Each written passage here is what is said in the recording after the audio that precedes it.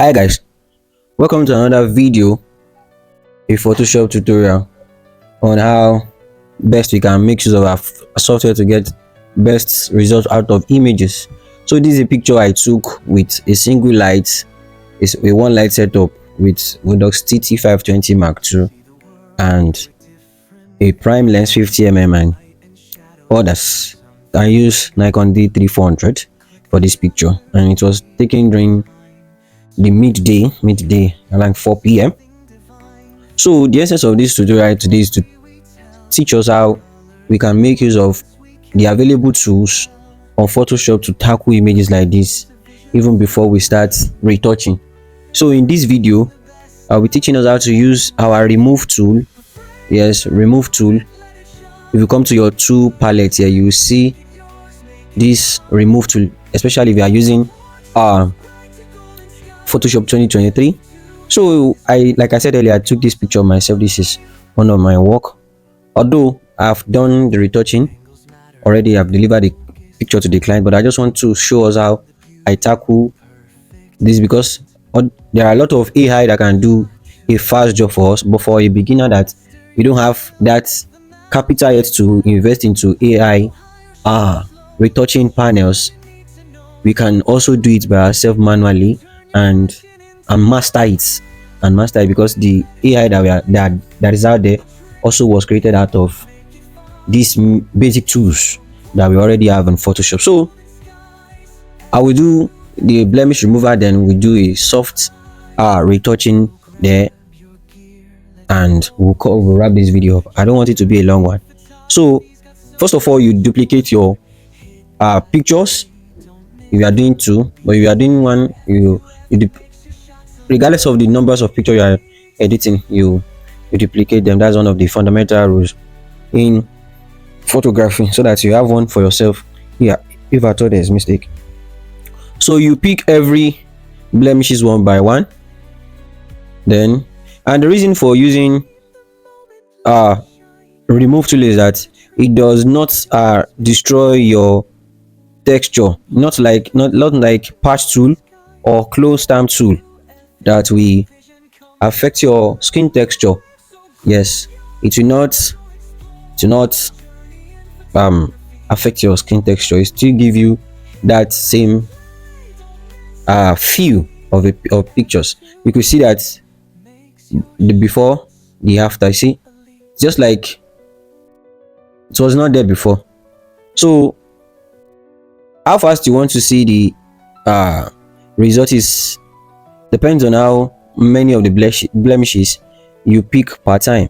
Because if you want it to process fast, you pick little, then you go over it again, over and over till you are done picking your blemishes out of the subject face. So I will fast it up from this place so that we will not waste much of our time.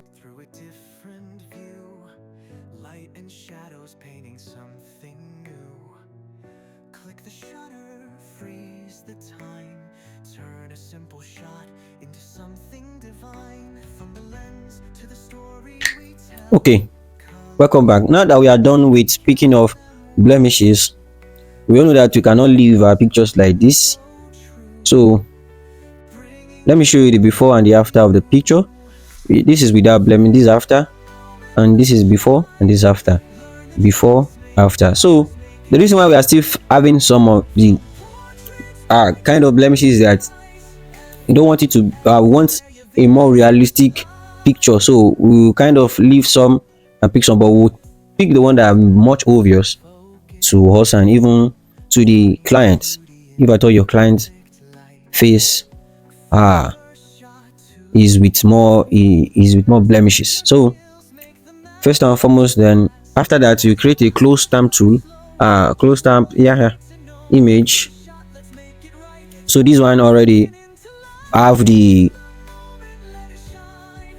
already finished product of removing the blemishes already. So first of all, for me, I do my eye and teeth whitening. So this is where we brush the feet of our clients. Sorry for using that word. Yes, we help them whiten it to give it that kind of artistic look. So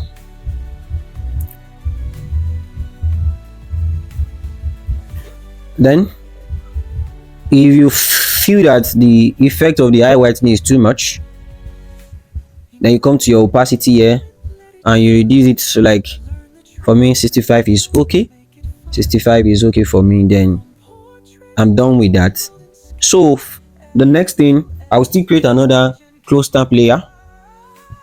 So then I'll do my skin retouching.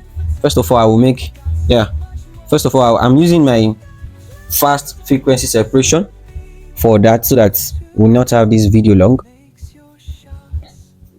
Then I choose radius 7 because I want more of the texture to be around here.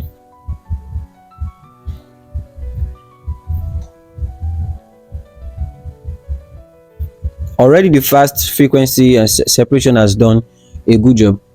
So for a person like me, I like adding my personal touches to it, because yes, the fast separation has done a well job. This is before, this is the after, before, the after, before, the after. So I want to blend this side more and blend this side more. I want to blend the mid-tone here more into the shadow part of the picture. Then I'll come here, pick my frequency separation 16 bits.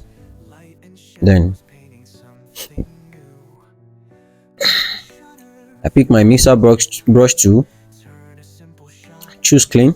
You can use different parameters for your own, but my wet is on 8%, load 75, mix 90%, and flow 100. And this pressure for your pressure is on 10%. That is if you are using pen. For those that are using Wacom tablet or the art tablet, so just come here, blend them in, so we have a fine look on the pictures. So we have a more of balanced skin tone. And I'll put a link in the description box if you want the fast frequency separation. If you want to have it, I'll put the link to where you can get it into the free description box. Then you can go ahead and make a purchase of it and start using them for your jobs.